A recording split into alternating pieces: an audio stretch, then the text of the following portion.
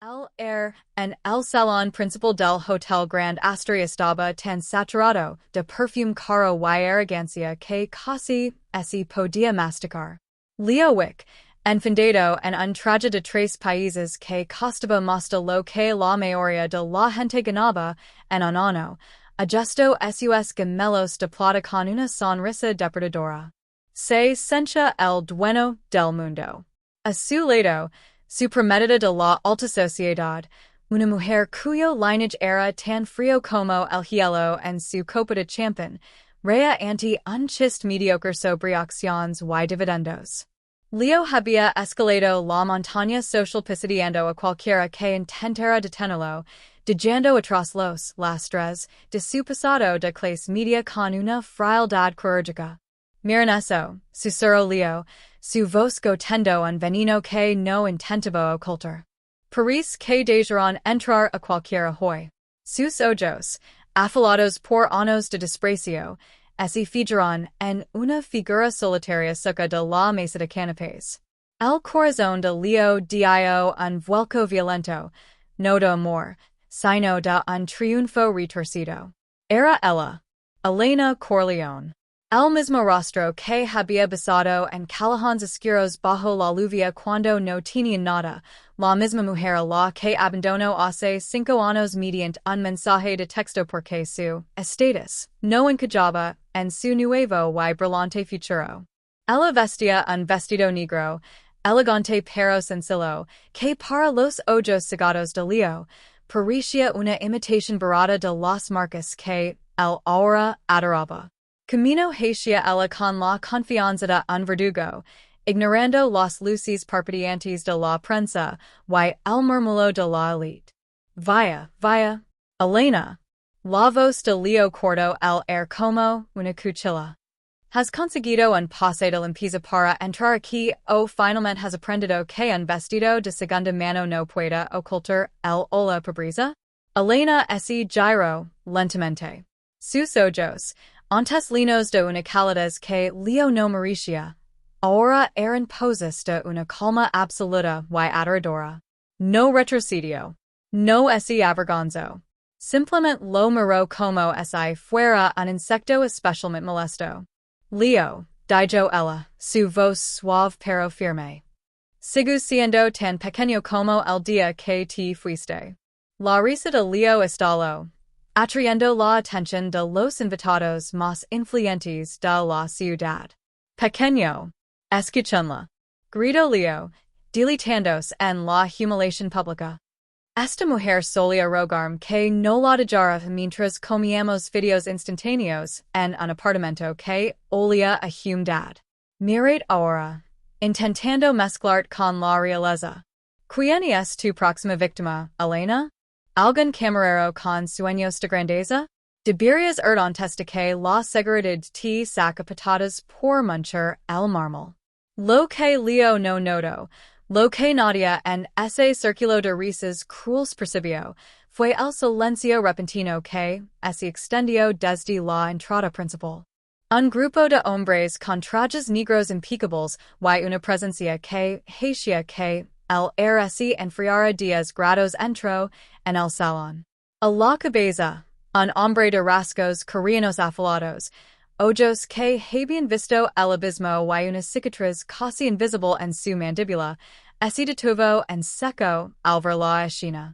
Era Junho Sullivan. El hombre cuyo nombre solo se mencionaba en susurros en los despachos de poder y en los callejones más oscuros. El hombre que no creía en las segundas oportunidades cuando se trataba de su honor, o de su esposa.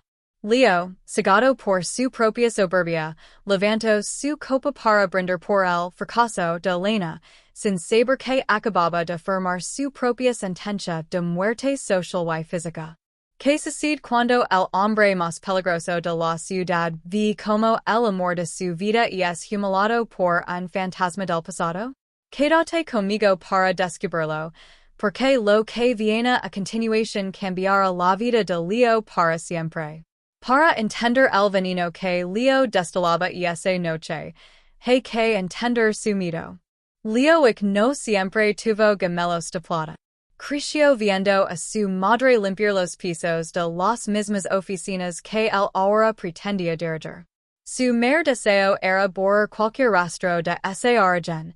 Para él, la pobreza no era una circunstancia, era una enfermedad contagiosa. Elena Corleone había sido su única verdad, el único lugar donde podía ser él mismo sin pretensions. Pero el miedo a volver al barro fue más fuerte que su amor.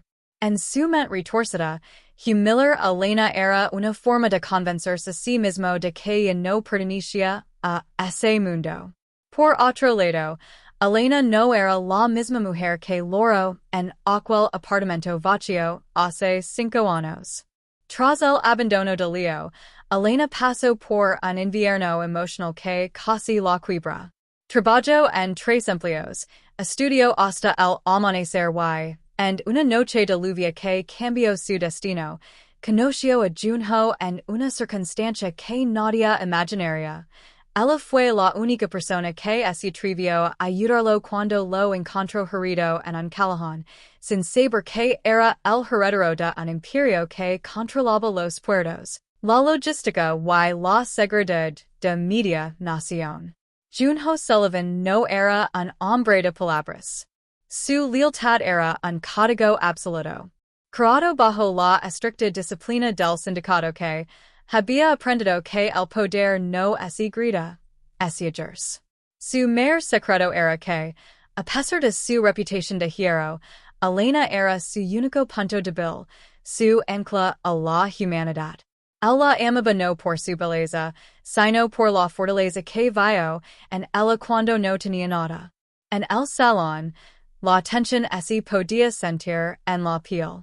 Los amigos de Leo, jóvenes ejecutivos sedientos de aprobación, se unieron a la burla.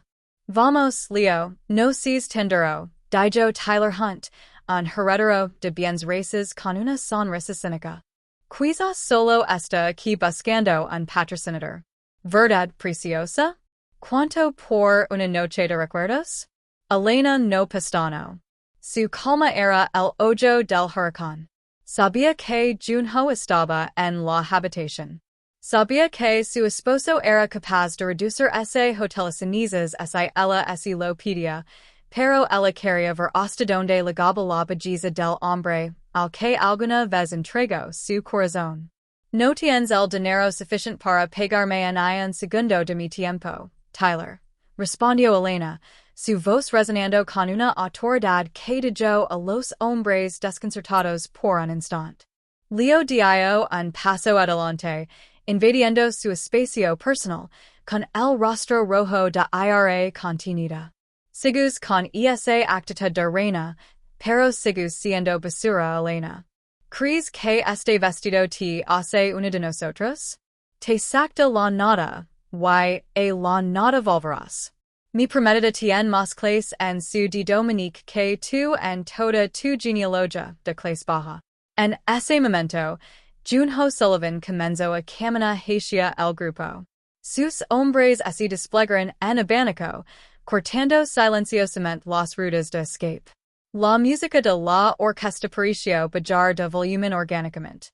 Los invitados más veteranos, aquellos que realmente tenían poder, palidecieron al reconocer la figura del coronel. Sabían que cuando Junho Sullivan caminaba con esa determinación, alguien estaba a punto de desaparecer del mapa social, o peor. Elena sintió la presencia de su marido antes de verlo. Un calor reconfortante recorrió su espalda. La verdadera pregunta no era si Leo sería destruido, sino cuánto quedaría de él después de que Junho terminara de cobrar la deuda de honor que Leo acababa de contraer sin saberlo. El desprecio de Leo había alcanzado su punto máximo. En un arrebato de humillación final, levantó su copa de vino tinto sobre el vestido negro de Elena. Y lo siento, dijo con una sonrisa malévola que no ocultaba su intención. Pero un poco de vino barato le vendrá bien a una tela tan corriente. Así de veras como lo que iris. Un desastre.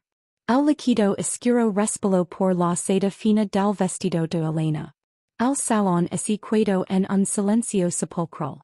Los invitados continuían el aliento, algunos por diversión, otros por un instinto de supervivencia que les decía que algo andaba muy mal.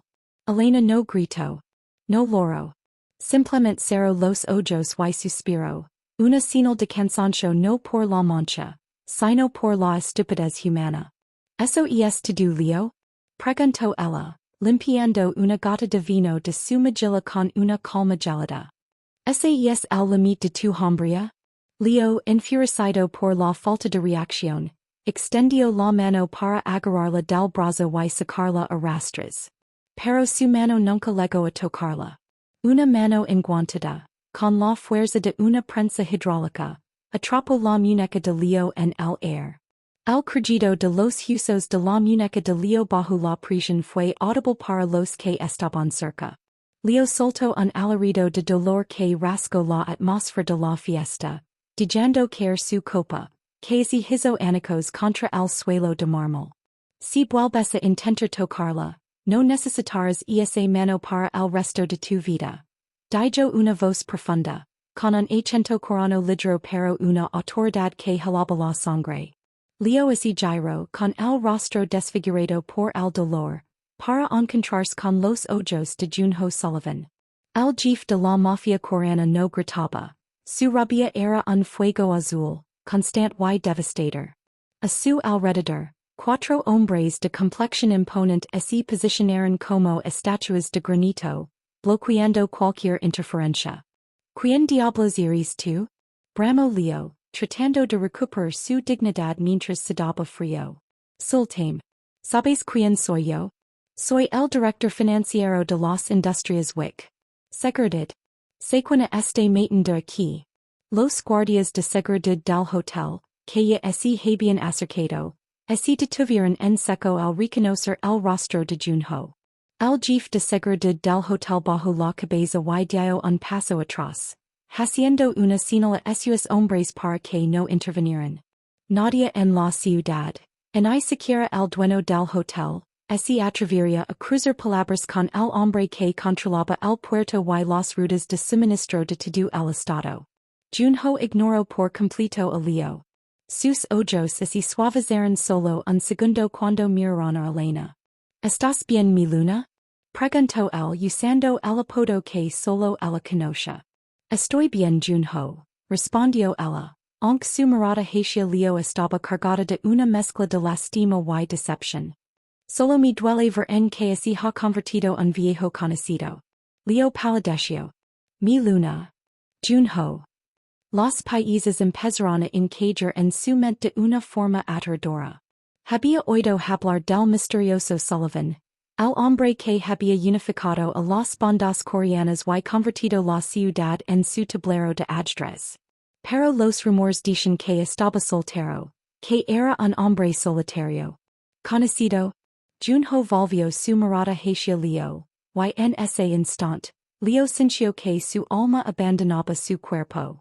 Este espécimen se atrevió a derramar vino sobre mi esposa. Se atrevió a llamarla basura, en mi presencia.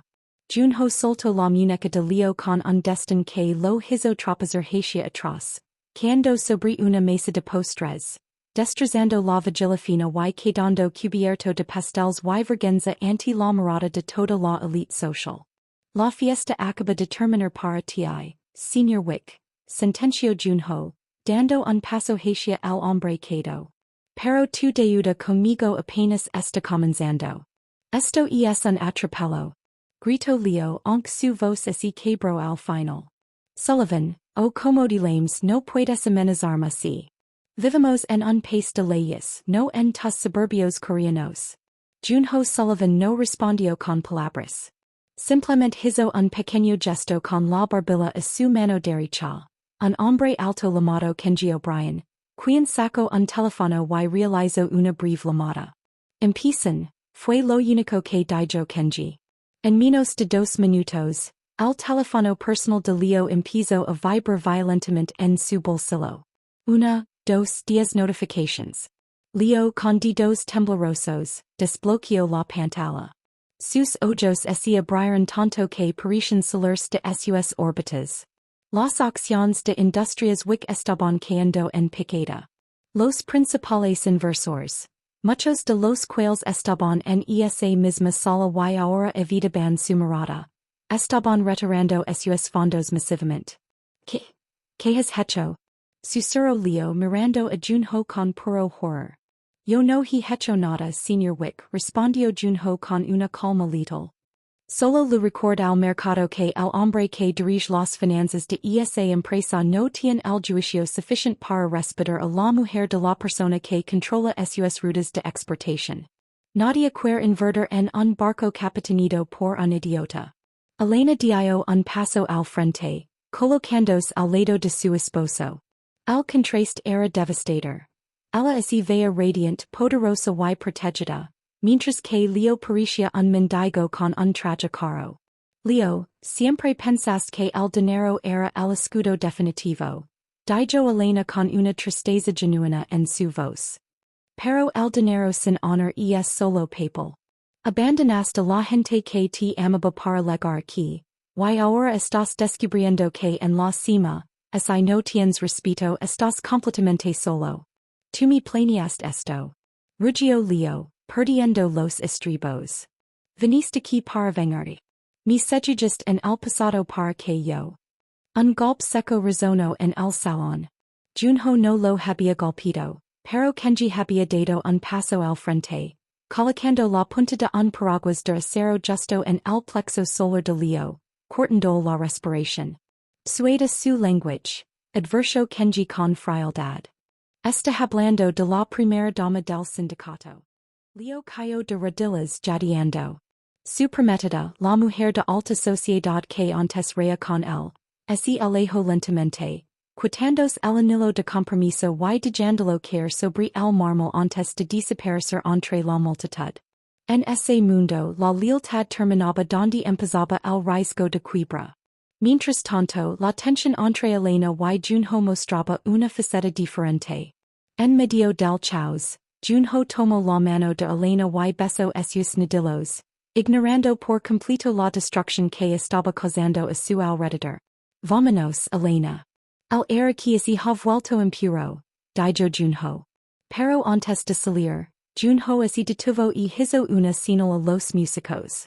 La orquesta que se había quedado paralizada, empezó a tocar un vals lento y melancólico. Bailaremos una pieza mi luna.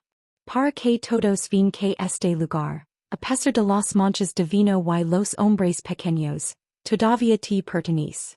Bailaron en el centro del salón, sobre el círculo que la gente había formado por puro miedo. Leo desde el suelo, tuvo que ver como la mujer que una vez despreció era tratada como la joya más valiosa del universo por el hombre más temido del país. Cada paso del baile era un clavo más en el atad de la carrera de Leo. Sin embargo, entre las sombras de la planta superior del salón, una figura observaba con un binocular térmico. No todos en la ciudad estaban felices con el poder de Junho, y la exposición pública de Elena acababa de poner un blanco en la espalda. El peligro no solo venía de la ruina de Leo, sino de los enemigos que Junho había cosecado en su ascenso al trono. Justo cuando la música alcanzaba su clímax, las luces del Hotel Grand Astre parpadearon y se apagaron por completo. Un silencio gélido cayó sobre la multitud, roto solo por el sonido de los generadores de emergencia que tardaban en activarse. En la penumbra, Junho envolvió a Elena con su brazo, su instinto de protección disparándose al máximo. No te sueltes de mi mano, susurró él, su voz era ahora puro acero. Cuando las luces de emergencia, de un tono rojo tenue y alarmante, se encendieron, la escena había cambiado. Un grupo de hombres armados con máscaras tácticas habían bloqueado las salidas. Pero no miraban a Junho. Miraban a Leo que seguía en el suelo sollozando. Ahí está, gritó uno de los asaltantes. El hombre que nos debe 50 millones. La verdad estalló como una granada en medio del salón. Leo no solo era un arrogante, Era un jugador compulsivo que había malversado fondos de industrias wic para pagar deudas con un sindicato rival del de Junho, el temido clan vain. Su desesperación por mantener su estatus lo había llevado a vender secretos comerciales a las personas equivocadas.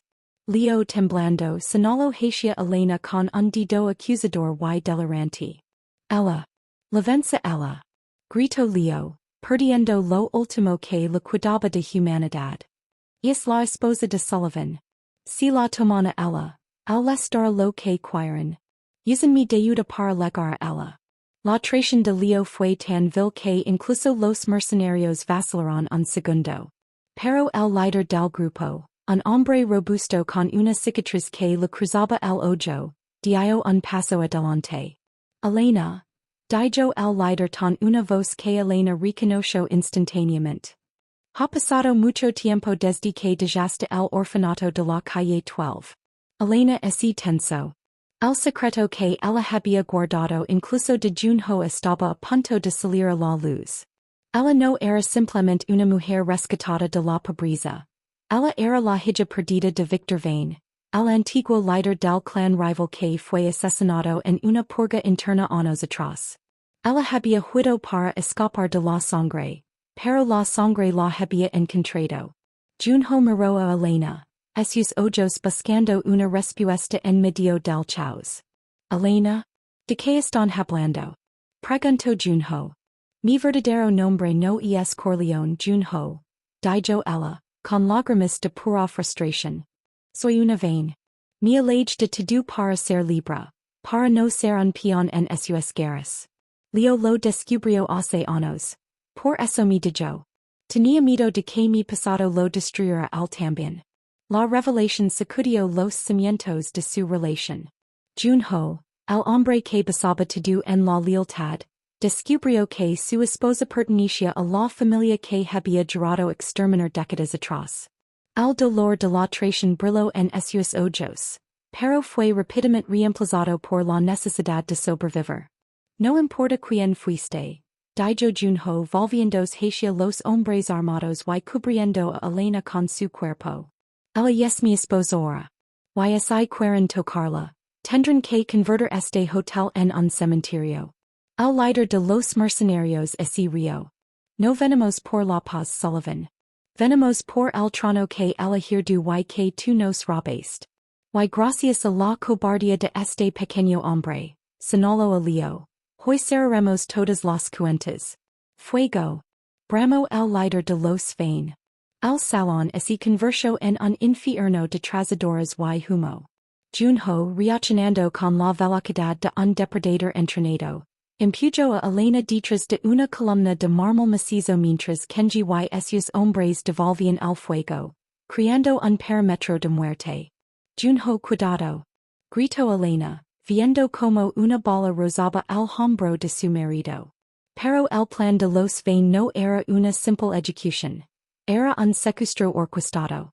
En medio de la confusión y las granadas de humo que seguían a los defensores, un segundo equipo de asalto entró por los ventanales superiores, descendiendo con rapel. Antes de que Junho pudiera recargar su arma, una explosión controlada en la columna separó a la pareja. El impacto lanzó a Junho contra la pared, dejándolo aturdido. A través del humo espeso, vio como dos hombres agarraban a Elena. Ella luchó con una ferocidad que sorprendió a sus captors, golpeando y mordiendo, pero un culatazo en la sin la dejó inconsciente. Elena. El grito de Junho fue un rugido de agonía pura, pero sus oídos pitaban y su visión se nublaba. Mientras se levaban a Elena, Leo Wick, en un último arranque de cobardía y supervivencia, intentó escabullirse por la cocina. Pero se topó de frente con el líder de los mercenarios. Espera. Suplicó Leo, de rodillas entre los restos de un banquete que ya no existe. Te di lo que querías. Te di a la chica. Déjame hallar. El mercenario lo miró con un asco infinito. A nadie le gustan los traidores Wick. Ni siquiera a nosotros. Con un movimiento fluido, el mercenario le disparó a Leo en la pierna. El grito de Leo fue agudo y patético. No lo mataron, pero lo dejaron allí, desangrándose lentamente en la oscuridad. Rodado por los escombros de la vida que tanto se esforzó por construir sobre mentiras. Horas después, en una casa de seguridad subterránea, Junho se despertó. Estaba solo. Su hombro estaba vendado y Kenji lo miraba con una expresión sombría. Se la levaron, señor. Los rastreadores se perdieron cerca de los antiguos muelles. Están en territorio de los Fain. Junho se puso de pie, ignorando el dolor punzante. Se miró las manos. Todavía tenían rastros de la sangre de Elena de cuando intentó sostenerla. El vacío que sentía era más profundo que cualquier herida. Elena le había ocultado su pasado, sí, pero en ese momento de oscuridad absoluta, Junho se dio cuenta de que no le importaba quién era ella antes. Solo le importaba que ella era la única persona que lo había amado por el hombre, no por el jefe de la mafia. Prepara a todos. Dijo Junho, su voz era un susurro frío que prometía el fin del mundo. No quiero prisioneros. No quiero negociations. Voy a quemar esta ciudad hasta que encuentre mi esposa. La situación era desesperada. Elena estaba en manos de hombres que la veían como un trofeo o una moneda de cambio, y Junho estaba dispuesto a perder su imperio entero con tal de recuperarla. La guerra que tanto habían intentado evitar ya no era una posibilidad, era una realidad inevitable. En lo profundo de un complejo industrial abandonado en los muelles, Elena recuperó el conocimiento. Tenía las manos atadas a una tubería de hierro, pero su mente estaba más clara que nunca. Frente a ella, el líder de los mercenarios, cuyo nombre real era Rafe Spall, revisaba una tablita electrónica. Tu marido está moviendo cielo y tierra, princesa vain, y burló Rafe. Pero no sabe que este lugar está rodeado de explosivos. Si intenta entrar ambos serán cenizas. Elena lo miró fijamente. No había rastro de miedo en sus ojos, solo una chispa de la herencia de acero que corría por sus venas.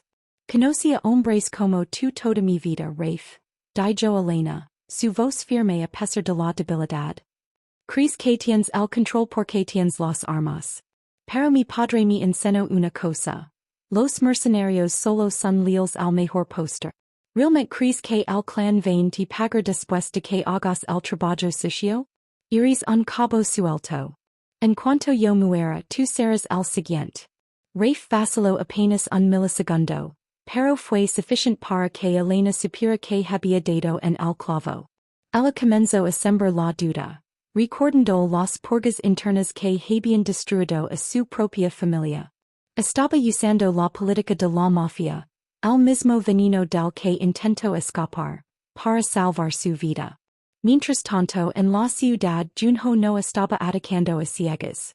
Había capturado a uno de los informantes de los Vane que había ayudado a Leo a vender los secretos. En una habitación oscura, Junho no usó la fuerza, sino algo mucho más efectivo. La verdad sobre lo que necesita los que traicionan al sindicato que. Dime donde está, susurró Junho sosteniendo una fotografía de Elena. YT der una identidad nueva y un billet fuera de este país. Mentem YT dejaré en una habitación con Leo Wick. Él tiene muchas ganas de hablar con alguien ahora que no tiene futuro. El informante aterrado cedió. Dio las coordenadas exactas de los muelles. Pero Junho recibió algo más. Un mensaje codificado enviado desde el propio complejo de los Vane. Era de Elena. Ella había logrado manipular a uno de los guardias más jóvenes, apelando a su humanidad, para que enviara una señal de radio de baja frecuencia. Ella está viva, dijo Junho y por primera vez en toda la noche, una sonrisa gelada y little apareció en su rostro. Y nos está esperando. Kenji olvida la discreción. Trae el armamento pesado. Esta noche los Vane dejan de existir. Junho comprendió en ese instante que el secreto de Elena no era una traición hacia él, sino un sacrificio. Ella esse había ocultado para protegerlo al de la guerra eterna de su familia. Su amor no se basaba en la transparencia total, sino en la protección mutua. Esa realización encendió un fuego en el que ninguna bala podría apagar. El cazador estaba listo, y la presa no tenía idea de la tormenta que se dirigía hacia ella. Junho Sullivan descendió del vehículo blindado antes de que este se detuviera por completo. En sus manos portaba un rifle de asalto táctico, y en sus ojos, una sed de justicia que hacía palidecer a sus propios hombres. Fuego a discreción. Ordinó Junho. La entrada del complejo industrial voló en 1000 pesos cuando los explosivos térmicos de Kenji detonaron. Junho avanzó entre el humo, moviéndose con una precisión quirúrgica, eliminando a los mercenarios de los vain antes de que pudieran siquiera levantar sus armas. Cada paso que daba lo acercaba a Elena, y cada enemigo que caía era una respuesta a la humillación que ella había sufrido en el hotel. En la sala de control Rafe Spall entró en pánico. Activa los explosivos. Mátalos a todos. Gritó a sus hombres. Pero Elena, aprovechando la confusión del ataque, ya había actuado. Usando un trozo de metal afilado que había desprendido de la tubería durante sus horas de cautiverio, logró cortar sus ataduras. No Hugh. Se lanzó sobre el guardia que custodiaba el detonator. En una lucha desesperada y auténtica, Elena demostró que no era solo la esposa de un mafioso, sino una mujer que había sobrevivido a lo peor de dos mundos. Logró arrebatar el dispositivo y lanzarlo a las aguas profundas del muelle justo cuando las puertas de la sala se venían abajo. Junho entró como una ráfaga de viento helado. Rafe intentó usar a Elena como escudo humano, rodeando su cuello con el brazo y apuntando a la cabeza. Atrás Sullivan. Rugió Rafe. Un paso más y le vuelo los sesos. Junho se detuvo. Bajo su arma lentamente, pero su mirada no se apartó de los ojos de Rafe. No eres un guerrero Rafe. Eres un cobarde que usa a mujeres para protegerse. Dijo Junho con una calma que aterraba. Pero cometiste un error. Ella no necesita que yo la salve. En ese momento, Elena clavó su taken en el pie de Rafe y le propinó un codazo en la garganta. Fue el segundo que Junho necesitaba. Un solo disparo certero impactó en el hombro de Rafe, derribándolo. Junho cruzó la habitación en dos zancadas y envolvió a Elena en sus brazos. El alivio en su rostro fue la única emoción humana que mostró en toda la noche. Perdóname por tardar tanto, susurró él contra su cabello. Llegues justo a tiempo, respondió ella, aferrándose a él. Pero faltaba un cabo suelto. En un rincón de la ciudad, en una clínica clandestina donde el sindicato que lavaba a sus invitados, Leo Wick estaba despertando. Su pierna estaba vendada, pero el dolor era insoportable. Al abrir los ojos, se encontró con Junho y Elena de pie frente a él. La elegancia de ambos contrastaba con la miseria de Leo. Leo, dijo Elena, su voz llena de una compasión fría. Quisiste destruirme porque y recordaba quién eras antes de vender tu alma. Ahora no te queda nada. En hay dinero, en hay nombre, en hay honor. Por favor, Elena, dil que me deje ir. Suplicó Leo con lágrimas de cobardía corriendo por sus mejillas. Junho dio un paso adelante. No voy a matar Leo. Eso sería demasiado fácil. He comprado todas tus deudas. Ahora me perteneces.